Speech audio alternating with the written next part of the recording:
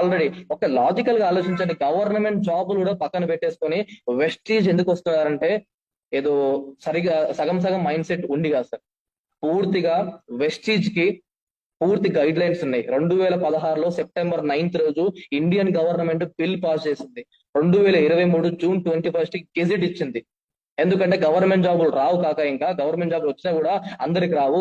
4,000 పోస్టులు ఉంటే 4 లక్షల మంది అప్లై చేస్తారు, అందరికి జాబ్ వచ్చే అవకాశం లేదు. కనుక నెట్వర్క్ మార్కెటింగ్ దుమ్ము లేకపోతుందని చెప్పేసి ఇండియన్ గవర్నమెంటే మొన్న రీసెంట్ గా జూన్ 21 రోజు గెజిట్ ఇచ్చింది సార్. ఒకసారి టైప్ చేసుకుని గూగుల్లో మీకు వస్తుంది. గెజిట్ ఇచ్చింది అంటే అంత అల్లటపగా ఇవ్వదు సార్. కొన్ని వందల కొన్ని లక్షల కోట్ల మందిని మారుస్తున్న వ్యవస్థ ఇది. ఈ రోజు ఒక గొప్ప లీడర్ మనం గుర్తు చేసుకోవాలి. ఒకసారి మీరు సెర్చ్ చేసుకోవచ్చు.